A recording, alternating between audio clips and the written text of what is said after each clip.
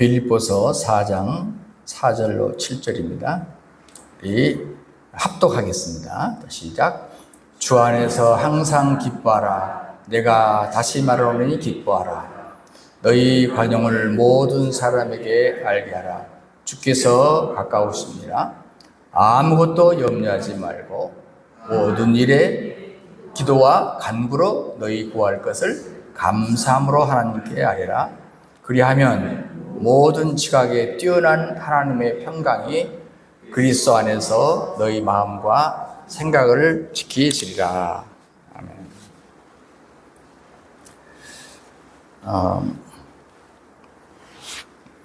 여러분도 그러시겠지만 우리가 살면서 바라보는 것마다 또 생각할 때마다 걱정되는 것들이 들어있지 않습니까? 요즘에 사람들 흔히 말하는 저출산의 심각한 문제, 또 결혼을 기피하는 문제랄지,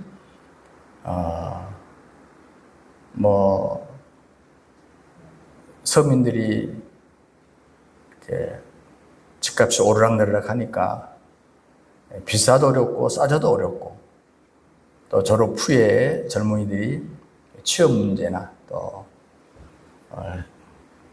일자리를 잃는 문제나, 그런 것보다도 더 심각한 것은 우리나라가 부끄럽게도 아직까지 남북으로 갈려져 있는데도 불구하고 그것도 부족해서 서로 사이가 양분화된 모습들을 보면 마음이 참 아픕니다.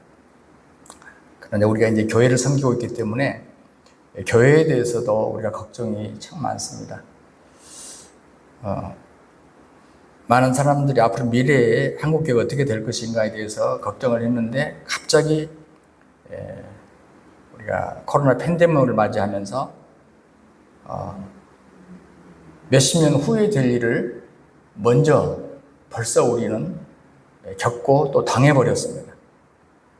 그래서 얼마나 이런 사회적으로나 교회적인 어려움 중에서도 그래도 우리가 성경적인 절대 가치를 놓쳐서는 안 되는데, 우리가 가치가 자꾸 흔들려요. 그리고 믿는 사람들도 환경을 바라보기 때문에, 환경 속에 살기 때문에 이해는 할 수 있지만 그렇습니다. 그러나 이렇게 강단에서 말씀을 전하는 입장에서, 또 이 세상을 바라보고 교회를 바라보는 입장에서, 그래도 우리가 성경 속에서 그 해답을 찾고, 누가 뭐래도 좀 고집스러우리만큼 그래도 성경 안에서 살아가지 않나. 우리가 100%는 어차피 안 되겠지만 그런 몸부림이 우리에게 필요하지 않나, 그런 생각을 늘 해보고 있습니다. 이미 거의 2000년 전 사람이지만 사도 바울 시대에도 지금하고 별반 차이가 없었습니다. 사회도 그렇고, 또 사도 바울이 세웠던 교회, 또 섬기던 교회도 거의 비슷했어요. 상황에 따라 약간 다르긴 해도 원리는 비슷했어요.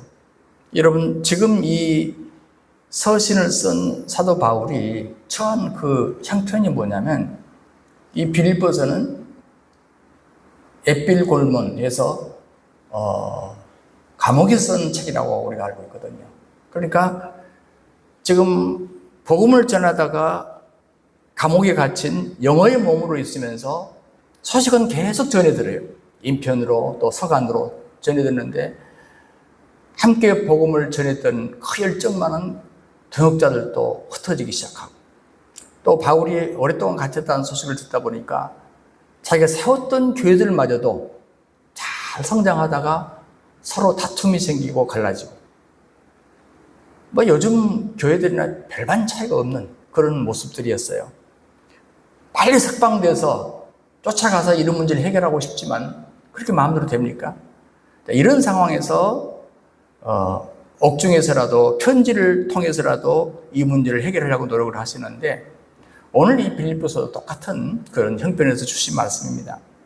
근데 5절에 보면은 뭐라고 말하냐면, 주께서 가까우시니라. 요즘 우리로 말하면 주님이 곧 재림하셔, 이 말 아닙니까? 그러니까 바울을 비롯한 초대교인들은 자기 세대에 주님 오실 줄 알았어요. 그래서 늘 그런 절박한 상황에서 그런 마음의 자세로 신앙생활을 했어요. 그런데 오늘 이제 7절까지 읽었습니다만 7절에 하나님의 평강이 그리스도 예수 안에서 너희 마음과 생각을 지키실 것이다. 이건 엄청난 바람이에요. 자, 너희들이 바라보는 세상이 그렇고 너희들이 바라보는 교회가 그럴지라도 그래도 너희들은 그리스도이기 때문에 너희 마음 속에 또 생각도 말이죠. 마음과 생각 속에 하나님의 평강을 유지해야 된다. 이것이 그리스도인의 특징이다. 세상 사람들은 요동하는 세상을 바라보지만 너희들은 그런 속에서도 평강을 유지해야 된다. 특히 주님이 오심이 가까울수록 더 그래야 된다. 자, 지금 이 시대는 바울 때보다도 훨씬 주님 오심이 시기적으로 가깝지 않겠어요? 우리 세대에 주님 오실 수 있죠. 그런 때 또 우리가 참 어찌 보면 말 못할 고난의 때, 고통의 때 우리가 어떻게 평강을 유지할 것인가? 오늘 세 가지 이 본문에서 해답을 찾고자 해요. 하나는 항상 기뻐하면서 살아야 평강을 유지할 수 있다. 이게 4절이에요. 그 다음에 5절에서는 관용을 보이면서 살아야 평강을 유지할 수 있다. 그 다음에 6절에는 염려 대신 기도로 살아야 평강을 유지할 수 있다.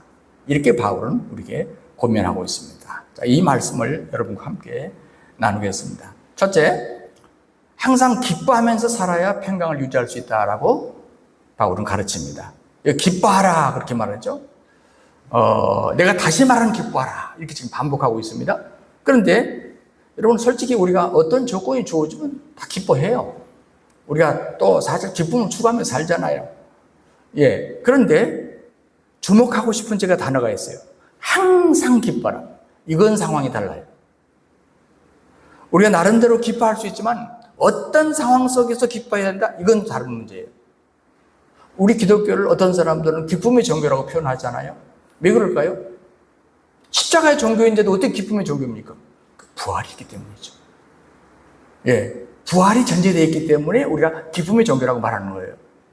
자, 현재 지금 사도 바울이 처지를 생각해 보세요. 감옥에 갇혀서 빌립보에 있는 교인들에게 편지를 씁니다. 언제 죽을 줄 모르는 암담한 상황입니다. 도대체 옥에 갇혀 있는 사람이 뭐가 기뻐서? 기뻐하라. 내가 다시 말하면 기뻐하라. 자, 여러분, 제가 지금 여기 강단에 서서 이 좋은 환경 속에 제가 살잖아요. 그러면서 기뻐하라는 것은 뭐 이해할 수 있어요. 그렇지만 바울은 그런 처지가 아니잖아요. 여러분, 감옥 밖에 있는 빌립보 교인들에게 감옥 안에서 기뻐하라. 다시 말하니 기뻐하라. 이것이 그리스도인의 특징이다라고 말할 때 자기는 지금 감옥에서 막 슬퍼하면서 막 미치겠는 거야. 그런데 너희들은 기뻐하라. 난 이렇게 생각하지 않아요. 바울 자신이 거기서 기뻐하면서 나와 똑같은 기쁨을 너희들도 함께 나누기를 원한다. 그런 뜻으로 저는 봐요. 이것을 평강이라고 얘기합니다. 그래야 너희들은 평강을 유지할 수 있다. 여러분, 그 비결이 뭘까요? 자, 오늘 이 본문 뒤로 가면 12절, 빌립보 4장 12절에 가면은 거기서 저는 힌트를 얻어요. 나는 비천에 처할 줄도 알고 풍부에 처할 줄도 알아 모든 일, 곧 배부름, 배고픔, 또 풍부와 궁핍에 처할 줄 아는 일체의 비결을 배웠노라. 여러분, 일체의 비결을 배웠다 그 말은 처음부터 그가 기뻐했단 말일까요? 어느 순간부터 기뻐하는 것을 알았다는 뜻일까요? 저는 후자라고 생각해요. 사도 바울이 처음부터 태어날 때부터 그랬던 거 아니에요. 어느 순간에 자기가 일체의 비결을 어느 순간인지 모르겠어요. 나는 배웠다. 이렇게 고백을 합니다. 여러분, 그럼 일체의 비결을 배우는데 그 해결점, 그 비결이, 그 핵심이 뭔가? 저는 오늘 이 본문의 단어에서 찾습니다. 주 안에서. 주 안에서 기뻐하라. 여기 나는 주 안에서가 굉장히 중요하다고 생각해요. 많은 이 성경학자들이 바로 이 주 안에서라는 단어, 엔터 크리스토스, 이 단어를 사도 바울의 핵심 신학이라고 봐요. 핵심 신학. 그렇다면 오늘 이 본문에도 지금 바울이 빼뜨리지 않고, 물론 성경에 무수하게 주 안에 있어, 그리스도 안에서 계속 말합니다만은 여기서도 빠뜨리지 않아요. 주 안에서 항상 기뻐하라. 자, 여기서 난 두 가지 생각합니다. 주 안에서라는 뜻은 뭐냐면, 첫째는 주님만 바라보면 기뻐할 수 있다. 주님만 바라보면. 옛날에는 왕자들 때부터 전쟁에 나갔어요. 그러니까 지금도 영국의 공주 왕자는 다 현지 군인입니다. 전쟁이 터지면 맨 먼저 나와요. 예, 왕자도 헬기 조종사입니다. 근데 옛날에도 바로 그랬어요. 그리고 더 큰 전쟁일 때는 임금이 직접 나가요. 그러니까 임금이 상처가 많죠, 몸 안에. 그리고 멋지게 보이지만 굉장히 이들이 왕자 시절부터 전쟁을 했기 때문에 몸에 상처가 많아요. 근데 한 임금이 눈을 다쳐서 눈을 한쪽은 보지 못합니다. 그때는 사진기가 없으니까 추상화를 다 그랬잖아요. 그래서 유명한 화가들을 다 이렇게 모집하다 뽑고 보다가 세 사람이 뽑혔어요. 초상화를 좀 그려주라. 한 화가가 왕을, 임금님을 그립니다. 그런데 두 눈을 건강한 모습으로 그렸어요. 그리고 임금이 볼 때 보기에는 좋지만 사실이 아니잖아. 거절했습니다. 또 한 사람은 한쪽 눈은 건강하게, 한쪽 눈은 보지 못하게 그렸어요. 그 그림 보니까 사실이긴 하지만 기분은 안 좋아요. 거절했어요. 또 세 번째 사람은 고민이 있어요. 어떻게 그려야 되나? 정면으로 안 그리고 옆에서 그렸어요. 눈이 상한 쪽에서 그렸어요.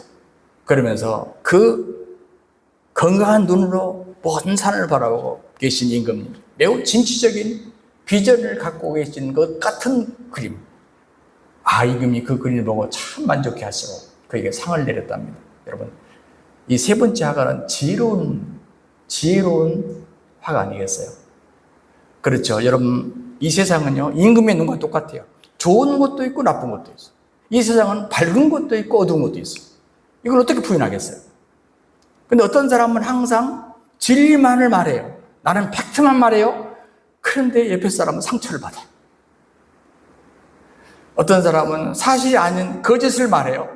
그러나 여러분, 오래 가지 못해요. 우리가 지혜가 필요한 것이죠. 그래서 우리가 주 안에 있으면 모든 것에 대한 해석이 달라질 수 있거든요. 이 방법밖에 없어요. 사도 바울이 자기가 경험한 얘기거든요. 사랑하는 여러분, 우리가 하나님만 바라보면, 즉 주 안에 있으면 하나님만 바라보면 바로 하나님이 하시는 일이 보여요. 그리고 하나님의 관점에서 하나님이 보는 방향으로 보여요. 이게 바로 주 안에서라는 첫 번째 뜻이라고 생각해요. 여러분, 해가 항상 뜨면은 반드시 그림자는 있게 돼 있어요. 그런데 만약 내가 해를 바라보면 그림자는 내 뒤로 가요. 그런데 해를 등지면 그림자가 내 눈앞에 보이는 거예요. 어차피 그림자는 있어요. 그러나 내가 방향을 어떻게 보느냐에 따라서 항상 어두움만 볼 사람이 있고 어떤 사람은 밝은 세계를 볼 사람이 있는 거예요. 이건 내 선택이거든요. 마찬가지예요. 우리가 주님 안에서 산다고 하는 것은 주님을 바라보지. 오직 주님을 바라보. 어떤 사람은 주바락이라고 그랬어요.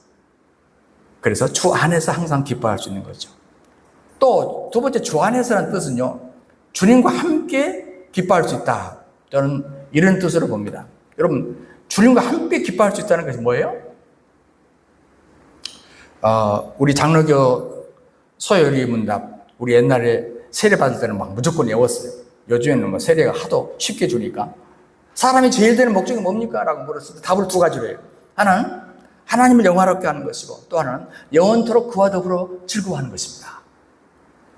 자, 여러분, 그와 더불어 기뻐한다. 그와 더불어 기뻐한다. 여러분, 솔직히 우리가 기쁨 얻기 위해서 세상을 살잖아요. 그 나름대로 우리가 좀 없던 돈이 생기면 기뻐요. 혹시 여러분 실험해보세요. 좀 이따가 나한테 내 호주머니에다 한번 봉투 하나 넣어줘보세요. 기쁘잖아요. 자, 우리가 나름대로 어떤 명예를, 생각도 안 하는 명예를 주시면 기뻐요. 예.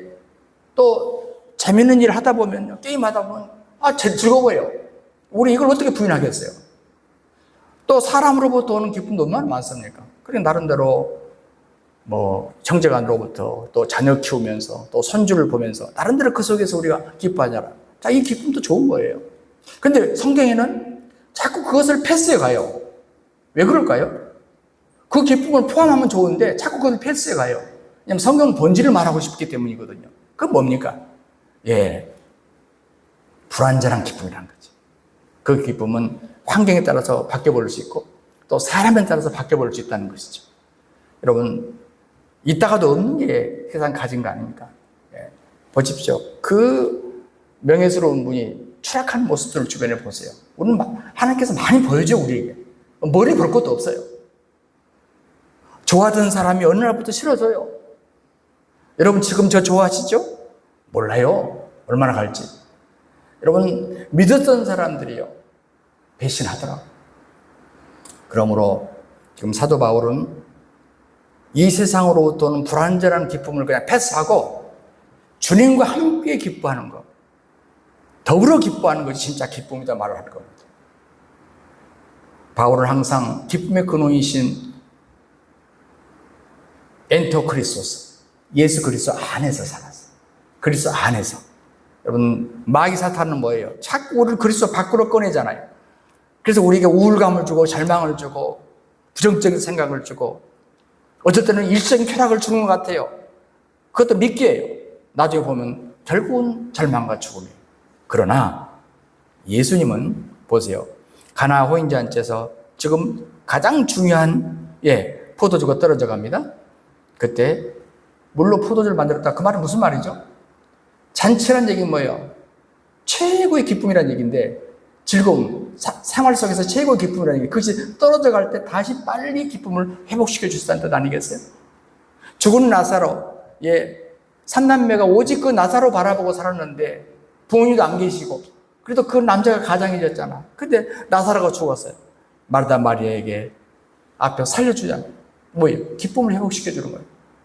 나인성 과부가 지금 아들을 묻으러 갑니다. 장례 행렬이란 말이에요. 그런데 살려주시잖아요. 그 가정의 최고의 슬픔을 최고의 기쁨으로 기쁨의 행렬이 되게 합니다. 예수님은 슬픔과 절망의 환경을 기쁨으로 변화시키시는 분. 그것은 어디서부터 할 수 있냐? 예수님이 탄생할 때 보세요. 천사가 목자들에게 뭐라고 해요? 누가복음 2장 10절에 나와요. 하지 말아라. 무서워해요. 보라 내가 온 백성에 미칠 큰 기쁨의 좋은 소식을 전하노라. 예수님이 있다요. 큰 기쁨의 좋은 소식 자체예요. 자체. 그렇다면 예수님을 가까이 하는 사람은, 예수님 안에 있는 사람은 그 기쁨 자체이기 때문에 그대로 물드는 거죠. 영향을 받는 것이죠. 사도 바울의 기쁨의 근원을 예수님 안에서 찾았고 예수님 모시고 있었기 때문에 가능했다. 그 말 아닙니까?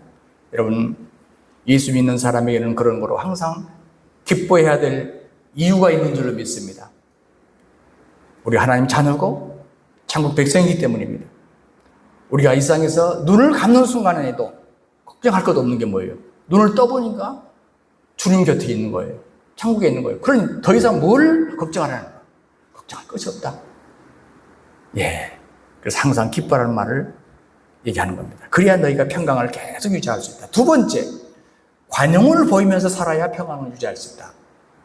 자, 오늘 5절 보세요. 너희 관용을 모든 사람에게 알게 하라. 주께서 가까우신다. 이 관용이라는 말은 무슨 말이죠?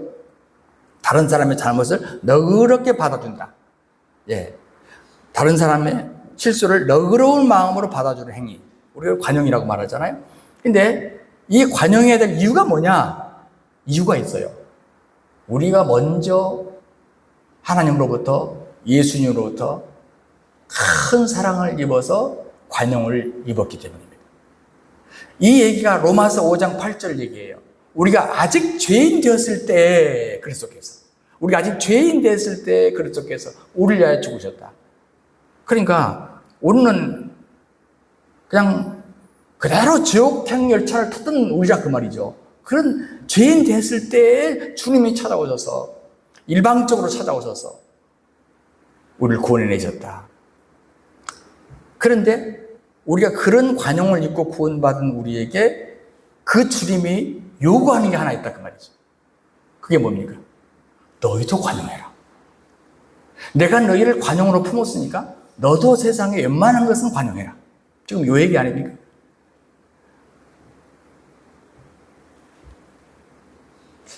우리가 관용하라는 말은 사실은 말은 참 쉬워요. 근데 관용하라는 말은 뭔 말입니까? 마음에 드는 사람, 사랑스러운 사람을 향해서 하는 말 아니잖아요. 그것은 관용하지 말라고 해도 우리가 관용해요. 우리가 그냥 자동적으로 사랑할 수 있다니까요. 근데 문제는 뭐냐면 마음에 안 들어. 미운 사람이에요. 그런데도 불구하고 너가 오래 된다. 여러분, 하나님께서 솔로몬을 축복하는 장면이 일천 번제를 드리고 나서 확실히 드러나요. 마지막 날, 일천 번제를 드리고 마지막 날. 번제를 일천 개를 드렸는지 일천 날을 드렸는지는 잘 모르겠어요. 그럼 어쨌든 마지막 날 하나님께서 놀라운 약속을 하잖아요. 우리가 잘 아는 대로 솔로몬이 그때 지혜를 구합니다. 지혜와 총명을 주겠다고 그래요. 그런데 구하지 않은 것도 있었어요. 그건 뭡니까? 수와 부도, 명예도 덤으로 보너스로 주시겠다고 그래요. 그런데 여러분, 제가 열왕기상 4장을 읽다가 내가 놓치는 부분이 있었는데 열왕기상 4장 29절을 보니까 솔로몬에게 지혜와 총명을 약속하시고 수도, 부도, 명예도 약속한 것 말고 있더라고요. 중요한 게 하나님이 솔로몬에게 지혜와 총명을 심히 많이 주시고 또 넓은 마음을 주시되 바다의 모래같이 하시니. 여러분, 솔로몬이 얻은 것이 지혜와 총명만이 아니에요. 성경에 우리가 무시하는 부분이 있어요. 그냥 지나가는 부분이 있어요. 열왕기상 4장 29절. 넓은 마음을 주셨대요. 왜? 자, 임금이 되면 어때요? 온 백성을 다스려야 됩니다. 그러면 최고의 리더가 돼야 돼요. 그러면 정치하는 사람 지금도 보지만 반드시 정적이라는 게 있어요. 반대하는 사람이 있게 되어 있다고. 여러분, 백성이 반수 이상 그를 투표해서 대통령 된 사람이 얼마나 있어요? 반은 반대예요. 그렇지 않아요? 그런데 훌륭한 지도자는 무엇입니까? 그들까지 품어야 된다. 이게 덕이죠. 그 솔로몬에게 아버지 아무리 다윗을 백성이 존경한다고 해도 싫어하는 사람이 있어요. 그들까지 품어야 된다. 그래서 넓은 마음을 주신 거예요. 여러분, 우리가 가정을 이끌어가는 가장도 마찬가지고 교회 리더들도 마찬가지고 또 사업하는 CEO들도 마찬가지고 여러분, 우리가 속한 공동체에서 만나는 모든 사람들에게 넓은 마음을 갖는 것이 우리가 평강을 유지하는 길이에요. 이 마음이 좁으면 좁을수록 우리 마음에서 평강이 달아나 버려요.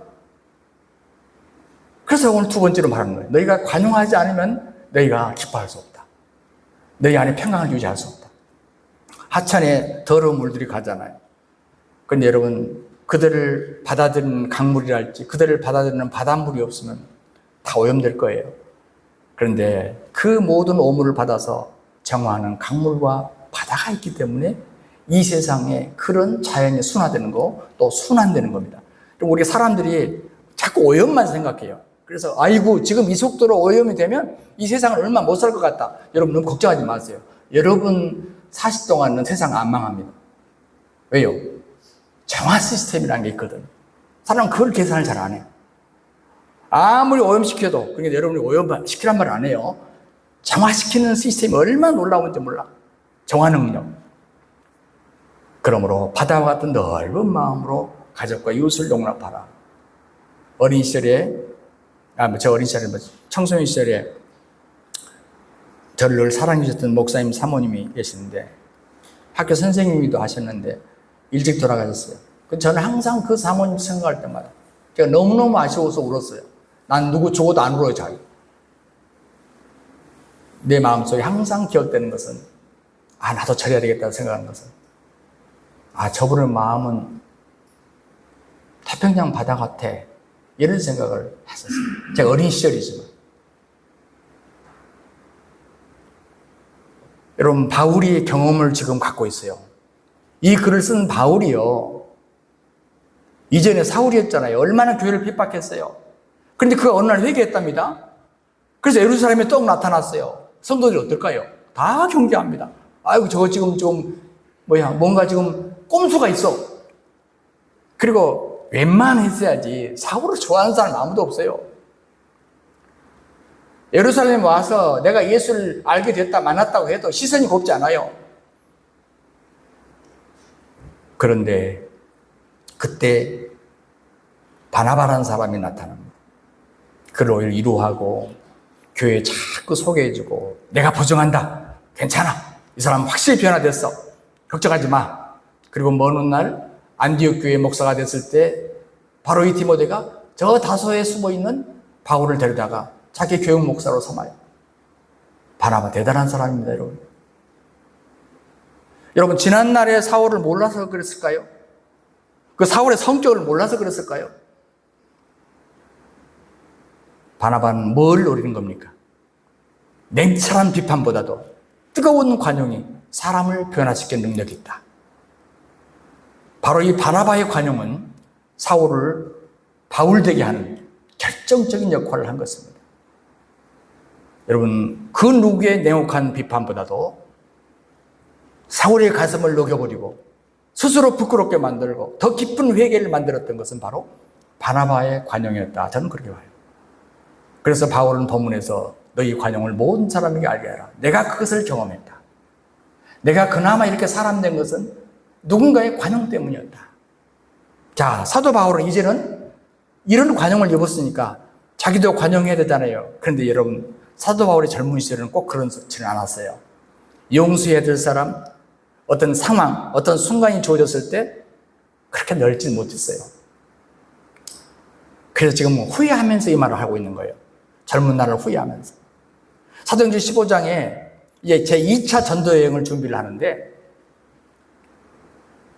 1차 전도여행을 같이 했던 바나바가 또 2차도 같이 가려고 합니다. 근데 바나바가 마가 요한을 데리고 가자고 그래요. 마가를. 그런데 성경에 보면요. 둘이가 힘이 다퉜답니다. 그러니까 바나바하고 바울이 다퉜어요. 그 귀한 분들이 지도자가 다퉜어요. 뭐냐? 마가가 1차 전도여행 때 중간에 어떤 연유인지 모르지만 가버렸어요. 돌아가 버렸어요. 아주 그 전도여행에 엄청난 차질이 일어나는 겁니다. 그러니까 바울 입장에서는 저에 내가 2번 볼 일 없다. 그런 생각을 한 거예요. 난 저에 2번 볼 일 없다. 이제. 그런데 2차 전도여행을 할 때 아마 누가 제안했겠어요? 아마 바나바가 제안했겠죠. 같이 가자는 겁니다. 바울은 안 된다고. 저희하고 같이 가면 안 된다고. 바나바가 설득을 했겠죠. 이건 성경에 없어요. 제가 상상했어요. 바울 형제도 옛날에 아무도 안 알아줬을 때 내가 어떻게든지 끌어들여서 사역할 수 있도록 길을 열었잖아. 한 번만 마음 열어. 이번만 열어. 그런데 바울이 대구리 올챙이 시절을 몰랐어요. 안 됩니다. 저희는 안 됩니다. 끝까지 반대했어요. 심히 다투고, 즉 실랑이를 벌이다가 갈라집니다. 그래서 바나바는 마가를 데리고, 그리고 바울은 실라를 데리고 따로 전도여행을 가요. 자, 여러분, 저는 성경에서 어떤 인물을 볼 때 저는 꼭 좋은 점만 보지는 않습니다. 왜냐하면 안 좋은 점이 있어야 내가 은혜가 되더라고요. 그 성경에서 제일 은혜가 되는 사람은 누구예요?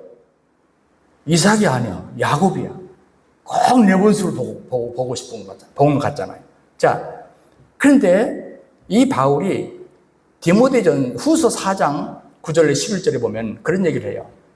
넌 어서 속히 내게로 오라.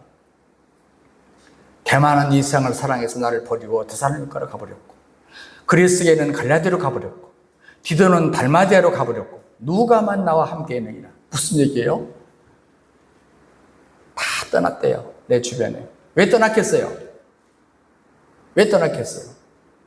바울의 성격이 못했어요. 그래서 같이 있고 싶지 않아요. 그러니까 주변에 사람이 없어. 누가만 남았다고 그러잖아요. 여기는 주치의니까 의사니까 별소리 나면 의사도 가고 싶었어요. 내가 지난번에 누가한테 만나서 물어봤어요. 그때 어땠냐고. 아이고 나도 가고 싶었는데 어쩔 수 없이 있었다.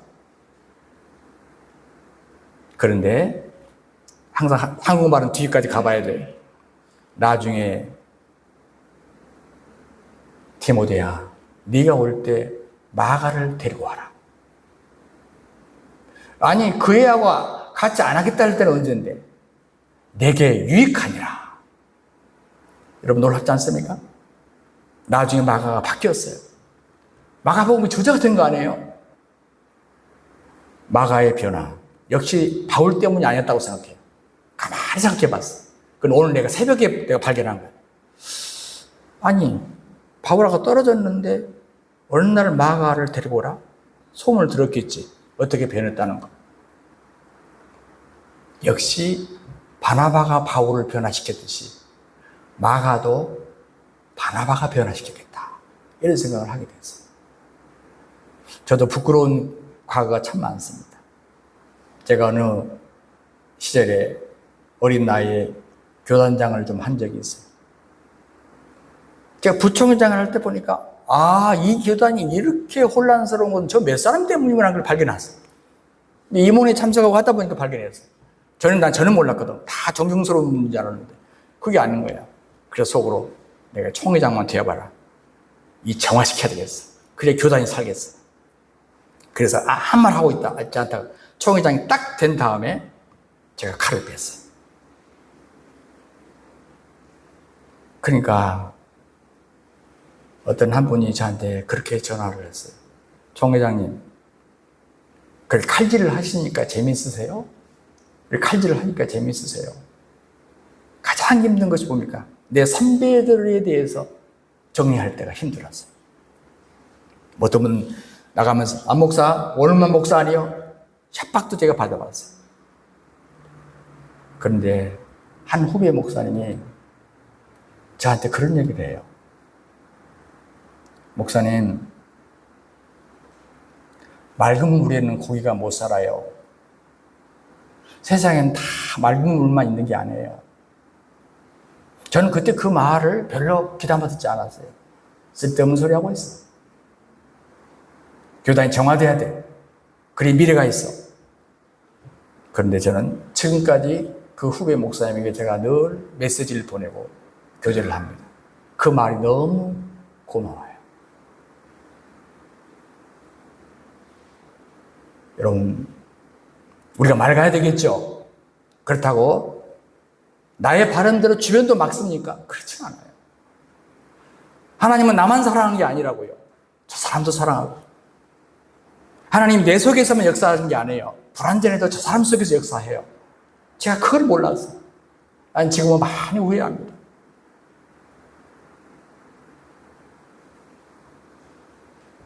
어떤 원로 목사님 옆에서 젊은 목사들이 아이고 그 목사 말이야. 문제 많아 그 목사. 그랬더니 그 목사님이 이러시더래요. 내가 직접 들었어요. 이 사람들아, 그 목사도 새벽기도 하는 목사야. 의미가 있어요. 그 목사도 새벽기도 하는 목사야. 나름대로 그 목사도 기도하는 목사야. 너무 그러지 마.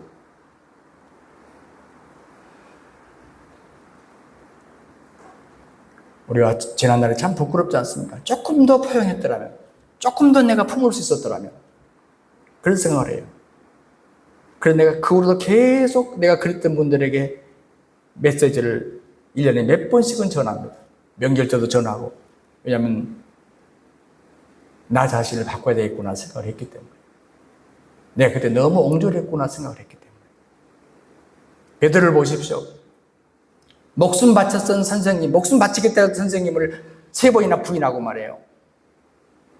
그러나 부활하신 예수님이 맨 먼저 갈릴리 바다로 베드로를 찾아가시잖아요. 관용을 보이시는 거예요. 요셉은 자기를 노래로 팔아버렸던 형들을 만나잖아요. 이제는 아버지가 돌아가시니까 살아계실 때는 우리를 봐줬지만 이제는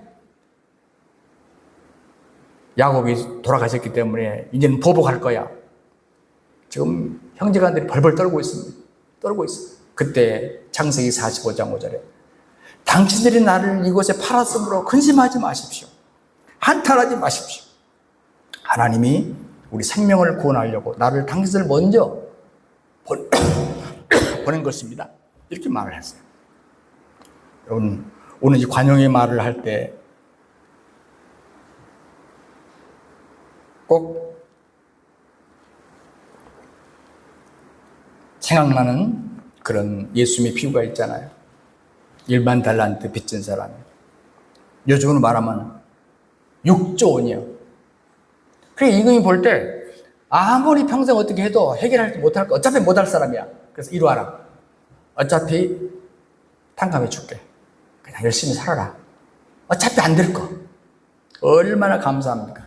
나오다가 자기한테 빚진 1,000만 원 빚진 사람을 만난 거야. 멱살을 쥐게 잡고 너 왜 돈 안 내나? 빨리 내놔. 아, 시간만 조금만 주십시오. 조금만 주십시오. 안 돼. 지금 당장 내놔.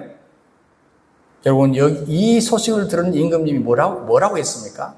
마태복음 18장 32절부터 보면 내가 너를 불쌍히 여긴 것 같이 너도 네 동료를 불쌍히 여기기 마땅하지 아니하냐 하고 주인이 누워있어 그 빚을 다 갚도록 그를 옥졸들에게 넘겨버렸대요. 그러면서 이제 우리에게 하고 싶은 얘기를 복음서에서 합니다. 예수님이 하신 말씀, 너희가 각각 마음으로부터 형제를 용서하지 않으면 나의 하늘 아버지께서도 너희에게 이와 같이 하실 것이다. 우리는 도무지 갚을 수 없는 빚을 하나님으로부터 탕감받았습니다. 멈추지 않는 지옥 열차를 타고 지옥에 갈 수밖에 없는 죄인들. 그런데 우리는 100대나리온 빚진 자를 용서 못합니다. 여러분, 우리 주변에 은혜를 모르고 살아가는 사람들 많잖아. 얄미운 사람, 배은망덕한 사람 많습니다. 내게 사과를 해도 부족하는데 오히려 큰소리 뻥뻥 지르고요, 떵떵거리고 큰소리 치고요. 어떻게 용서가 됩니까? 주기도문에 말합니다. 마태복음 6장 10에 우리가 우리에게 죄 지은 자를 사하여 준 것 같이 우리 죄를 사하여 주옵시고, 즉 내가 관용하지 않으면 하나님의 관용도 얻을 수 없다. 나를 오해하고 핍박하는 사람의 허물을 덮어주고 관용하는 사람 되시기 바랍니다. 물론 정당한 비판을 해야 되겠지만, 그러나 우리 그리스도는 비판보다도 훨씬 능력 있는 가치, 그것도 뭐냐? 관용의 가치다 하는 겁니다. 세 번째, 우리가 평강을 유지하려면 염려 대신 기도로 살아야 된다라고 말합니다.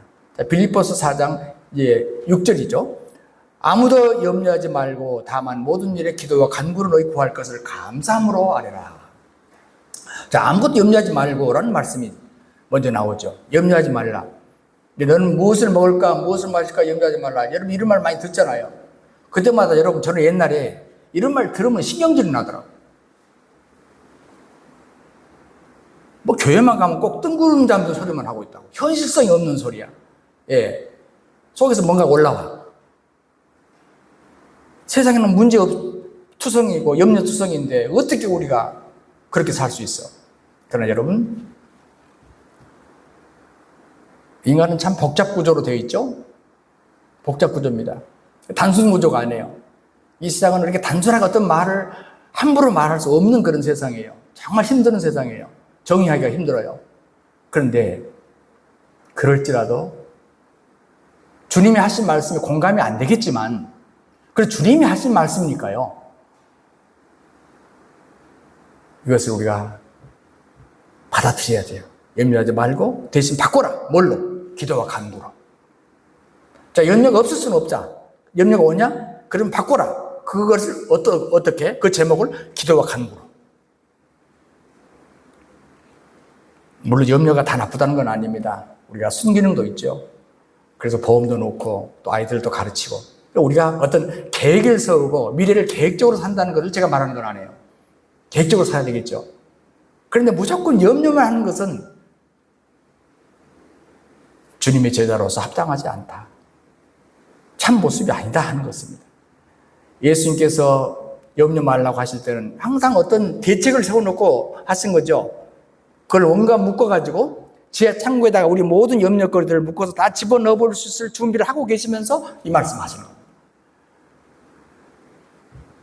근데 우리가 솔직히 우리 공기 속에 살기 때문에 공기의 고마움을 별로 모르고 별로 공기를 생각하지 않고 살아요. 마찬가지고 우리 염려, 근심, 걱정이 죄라고 생각합니까? 누구나 할 수 있는 거죠. 이렇게 생각해요. 죄라고 생각하지 않아요. 성경은 굉장히 무서운 죄로 생각합니다. 오늘 도역질하는 것만 죄라고 생각하죠. 범법이라고 생각하죠. 그런데 성경에는 걱정, 근심하는 것도 죄래요. 범죄래요. 여러분, 염려와 근심은 백해무익이기 때문에 그럽니다. 해결점을 주지 않아요. 그래서 성경에서는 그 솔루션을 말했어요. 그 대신 그 염려거리가 생기면, 그 제목이 생기면 바로 기도로 바꿔라. 기도와 간구로 바로 바꿔라. 염려가 없다는 얘기 아니야. 있으니까 말하는 거야. 바로 기도로 바꿔라. 바로 이 얘기입니다. 그렇지 않으면 너에게 독약이 될 것이고, 그건 오염물질이 될 것이다. 여러분, 세상의 모든 아무리 좋은 약도요, 잘못 쓰면 그건 독약이에요. 그러나 잘 쓰면 약이에요. 염려와 근심을 잘만 활용하면 우리에게 오히려 더 많은 기도하는 사람으로 만들어요. 영성 깊은 사람으로 만들어요. 그렇지 않으면 염려에 눌려 인생을 끝장내는 겁니다.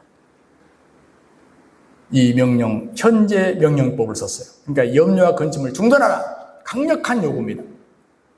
아버지 손에 딱 붙잡힌 아이는요, 걱정 안 해요. 왜냐면 아버지가 다 해줄 거거든. 아버지가 알아서 하실 거거든. 걱정하지 않아요. 바로 그 얘기입니다. 그래서 염려하지 말고 차라리 기도하라. 이렇게 말씀하셨습니다. 여러분, 히스기야가 아수르로부터 등기 우편을 받았어요. 뭐예요? 너희 나라 싹 쓸어버릴 거야. 기다려라.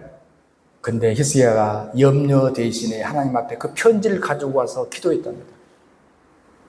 그랬더니 아수르군 18만 명을 대군을 하나님께서 한꺼번에 처리해버렸대요. 사자가 와서 말합니다. 너 죽을 병이거든? 빨리 유언하고 죽을 준비해. 그런데 그 염려 대신에 간절하게 벽을 향해서 기도한, 그랬더니 생명을 15년 연장시켰답니다. 자, 이들이 염려건 적 없다는 얘기 아니에요. 그러나 그것을 순간 기도로 바꿀 줄 아는 지혜를 우리가 배워야 돼요. 하나님 여전히 저와 여러분을 사랑하십니다. 여러분 잘 아시는 대로 사도 바울이 기도의 사람이라는 건 잘 아시잖아요. 왜 기도할 수밖에 없냐면요, 머리는 아프지요. 아침에 눈을 하면 눈곱이 주렁주렁하지요. 두통은 심하지요. 어쨌든 사람 앞에서 뭔 얘기하다 갑자기 쓰러지죠. 그래서 고린도 이 후서 12장에 보면은 이 고린도 교인들이요, 요즘 말로 이렇게 말하는 거예요. 아이고, 남의 병을 고치면서 지 병을 못 고쳐? 그 말을 좋아하는 사람 있잖아요, 어디나. 얼마나 속이 상합니까? 그래서 참고 참다가 자기 고백을 한번 해요. 너희들이 그렇게 말한 걸 내가 들었는데, 내가 사실 너희들이 나 이 말 안 하려고 했거든. 그 내가 삼층천까지 수번 오르락내리락 내가 하는 사람이야. 너희들은 내가 안 봐서 모르지? 영적인 세계를 내가 보고 온 사람이야. 그래서 어느 날 하나님 앞에 기도했지. 3번이나 작전 기도를 했다고. 요것 좀 빨리 거두어 가십시오. 내 육체의 가시. 너무 힘듭니다. 사람들이 보고도 은혜를 못 받아요. 그때 주님이 이러더라고. 내가 너를 너무나 잘 아는데 내가 네 병을 싹 고쳐줘 버리면 너는 받은 것이 너무 많아서 세상에서 지식의 교만도 있고 건강 교만도 있지만 가장 무서운 교만은 영적 교만이거든. 그런데 너는 영적 교만에 빠질 수 있어. 그럼 끝장이야. 나도 안타깝지만 내가 못 고치겠어? 그건 안타깝지만 네 은혜가 족하다. 이 다음부터는 싹 자기는 이걸 기도 제목으로 넣지 않았대요. 오히려 감사했대요. 바로 그거죠. 기도로 바꾸니까 응답이 왔어요. 근데 그 응답이 병을 치료해 주는 응답이 아닙니다. 우리가 여기서 착각하면 안 돼요. 어쨌든 간에 어떤 시기든지 응답이 오면, 기도했다가 응답이 오면 우리 마음속에 그때부터 자기가 평안해 버렸대요. 아파요. 똑같이 아파요. 힘들어요. 그래도 평안해 버렸대요. 바로 이것이. 여러분, 기도는 하나님과 함께 사는 방법이거든요. 그래서 다니엘서 6장에 보면 다니엘이 조서에 왕의 도장이 찍힌 걸 알고도 자기 집에 들어가서 윗방에 올라가서 예루살렘 향해서 창문을 열고 기도했대요. 전에 하던 대로 하루 3번씩 무릎 꿇고. 근데 뭐라 했냐면요, 기도하되 그의 하나님께 감사하였더라. 여러분, 오늘 이 본문하고 똑같아요. 너희 구할 것을 감사함으로 하는 게 아니라 구약이나 신약이나 그러면 똑같아요. 중요하잖아요. 아니 그냥 아뢰라 그러지 왜 감사를 집어넣냐 그 말이에요. 다니엘을 왜 하나님께 그 상황에서 감사했냐 그 말이에요. 2층에서 올라가 기도했다. 여러분, 염려 대신 도와줄 수 있는 사람의 힘을 빌리지 않고 하나님께 기도했어요. 예루살렘 향해서 문을 열었대요. 기도했대요. 향해서 기도했대요. 뭔 얘기입니까? 솔로몬이 옛날에 성전 봉헌식 때 그 말했거든. 하나님, 누군가 애국 땅에 살면서 흩어진 곳에서 성전이 있는 예루살렘을 향해서 기도하면 그때 꼭 불쌍히 여기서 용서해 주시고 기도를 들어주세요. 그랬거든. 그걸 기억하는 거예요. 창문을 열었다는 얘기는 뭐예요? 예, 세상의 문은 다 닫혀도, 물론 실제로 창문을 열었어요. 그러나 저는 마음을 그런 생각이 들어요. 세상의 문은 다 닫혀도 하나님께는 항상 열려있지 않습니까? 여러분, 우리가 세상에 다 닫혀도 하늘의 문은 뚫려 있거든요. 이게 얼마나 감사한 일이에요. 다윗이 고백합니다. 시편 40편에 내가 기가 막힌 웅덩이와 수렁에서 기가 막힌 웅덩이와 수렁에 빠졌대요. 그런데 내 발을 다시 반석 위에 나를 세워주신다는 표현을 해요. 여러분 잘 아시는 시편 23편은 뭐예요? 사망의 음침한 골짜기를 다닐지라도 주님의 지팡이와 막대기가. 무슨 말입니까? 다윗이 염려했다는 말이 많죠? 그러나 반드시 뒤를 보세요. 반드시 그는 기도합니다. 염려했다는 말보다 기도해요. 여러분 웅덩이에 빠진 거 생각해 보세요. 발버둥을 칠 수 없어요. 움직임이 더 빠지거든요. 가만히 있어도 죽어요. 이러지도 못하고 저러지도 못하죠. 누군가가 와서 꺼내주지 않는다면 바로 그 말이에요. 자기는 그런 웅덩이에 수없이 빠져봤다. 이러지도 못하고 저러지도 못할 때 오직 주님이 와서 나를 건져주시더라. 막대기와 지팡이로. 여러분 기도할 때 하나님 능력이 임해요. 그래서 성령 충만까지 받습니다. 이게 바로 보너스예요. 예수님이 부활 승천하신 다음에 제자들이 예루살렘에 돌아와서 마가 다락방에 모여서 120명이 기도하는 장면이 나옵니다. 사도행전 1장 14절에 보면 마리아와 함께 오로지 기도에 힘씁니다. 자, 그 다음 2장에 넘어가면 똑같아요. 2장 42절에 오로지 떡을 떼며 오로지 기도하기 힘씁니다. 그러면 사도들은 어땠냐? 6장에 가면 6장 4절에 우리는 오로지 기도하는 일과 말씀 사역에 힘쓸 것이다. 오로지 기도.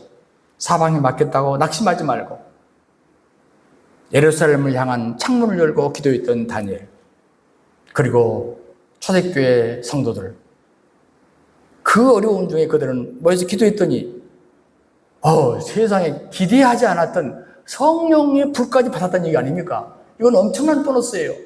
말씀 맺겠습니다. 시기적으로 주님이 오심이 가까운 때입니다. 그리고 또한 한편으로 보는 세상을 살기 때문에 고난의 때입니다. 어떻게 평안을 유지할 수 있습니까? 그리하면 7절이죠. 다시 말 항상 기도하면서 살면, 너희가 관용을 알리면서 살면, 염려 대신 기도로 살면, 그리하면 모든 지각에 뛰어난 하나님 평강이 그리스도 예수 안에서 너희 마음과 생각을 지켜줄 것이다. 주의 평강이 네 마음과 생각을 지켜줄 것이다. 이 시기에 너희들에게 힘과 지혜를 줄 것이고, 그리고 보너스 초대교인들처럼 성령 충만함까지 줄 것이다. 기도하겠습니다. 하나님, 우리 아버지, 하나님의 평강이 세상의 어떠한 처지 형편에서도 우리를 지키시기 원하고, 우리 교회를 지키시기 원하고, 우리 가정을 지키시기 원하고, 우리 심령을 지키시기 원합니다. 그러기 위하여 기뻐하되 항상 기쁨을 놓치지 않게 하시고, 모든 사람에게 관용을 알게 하게 하시고, 염려할 대신 기도하는 삶을 살게 하여 주옵소서. 주 예수 그리스도로 간절히 기도하옵나이다. 아멘.